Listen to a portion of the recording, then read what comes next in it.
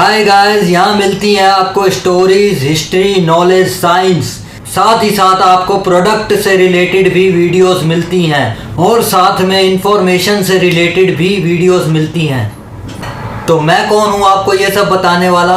मैं हूँ Raipreet. This is my ID from Meet electronic shop. मेरा एक अलग साइड डिपार्टमेंट भी है जो मीत इलेक्ट्रॉनिक शॉप को संभालता है। आप आकर विज़िट कर सकते हैं, बाय कर सकते हैं कुछ भी लेने के लिए। मैं अपनी शॉप से रिलेटेड भी वीडियोस डालता रहता हूँ, उसके रिलेटेड प्रोडक्ट भी डालता रहता हूँ मैं वीडियोस में अपने चैनल पे। स्टोरीज़, नॉलेज और इन्फॉर्मेशन तो आपको इस चैनल पे मिलती ही है। साथ ही साथ मेरे शॉप से मीत इलेक्ट्रॉनिक शॉप से रिलेटेड भी आपको वीडियोस प्रोवाइड होती हैं। आप विज़िट कर सकते हैं आकर भी मीत इलेक्ट्रॉनिक शॉप पे। इस वीडियो में देखिए धातु के टुकड़े और एक गेंद मिलकर सीटी कैसे बना लेते हैं, जिससे हम एक सीटी से सीटी मार सकें। आइए शुरू करते हैं। सीटी बजती कैसे है, जिससे हम एक सीटी से सीटी मार सकें। कभी सोचा है कि सीटी में से आवाज़ कैसे निकलती है? इसमें 3 इम्पोर्टेंट पार्ट्स होते हैं। पहले तो फूकी गई हवा, सीटी के अंदर मौजूद मटर सा दाना और माउथ पीस का उभरा हुआ स्लॉट। हवा माउथ पीस से गुजरती है जब स्लॉट का धारदार सिरा उसे 2 हिस्सों में बांटता है। हवा का ऊपरी हिस्सा बाहर निकल जाता है, जिससे ध्वनि तरंगें बनती हैं, निकलती हैं।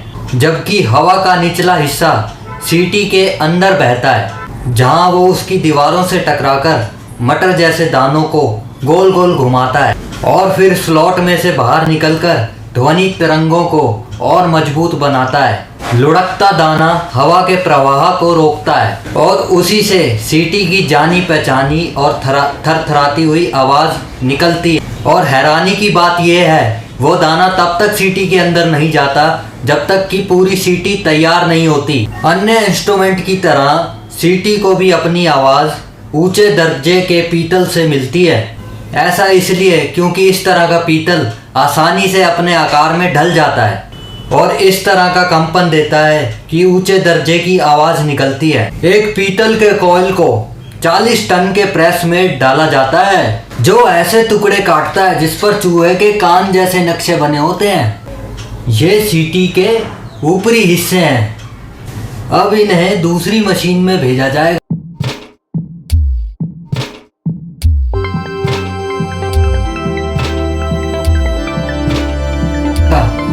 ये मशीन इन कानों को मोड़कर सीटी का पेट बनाती है। इसके साथ ही साथ सीटी के माउथ पीस पर यह प्रेस एक गड्ढा बनाती है, ताकि सीटी बजाते समय हवा फूकने के लिए होठों की पकड़ बनी रहे।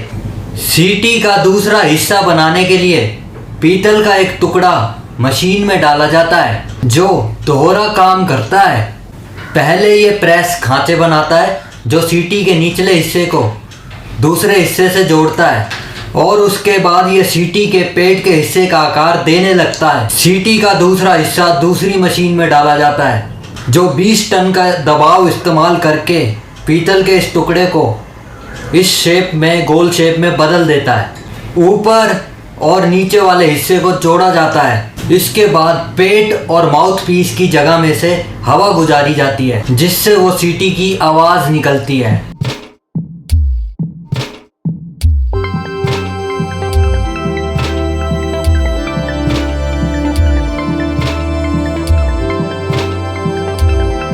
एक कन्वेयर बेल्ट की मदद से सीटी को सोल्डरिंग टेबल की तरफ ले जाया जाता है। एक रोबोट एक नोक बनाता है, जो सोल्डरिंग टेबल में चाबी की नोक से जुड़ेगा और उस सोल्डरिंग पेस्ट को नोक पर डाला जाता है और फिर एक रोबोट सीटी को जोड़ता है। सीटी के अंदर के किनारों को भरने के लिए पेस्ट डाला जाता है और फिर एक गर्म लोब सीटी से अंदर से गुजरकर सोल्डर को पिघला देती है और उसके बाद एक ठंडी हवा का झोंका फौरन शोल्डर को जमा देता है। और अब बारी है पॉलिश की। सीटी को एक ऐसे वॉशर में डाला जाता है जिसमें 250 किलो कड़े प्लास्टिक की गोलियां हैं। मशीन के कंपन के साथ ये गोलियां स्टील को पॉलिश करती हैं।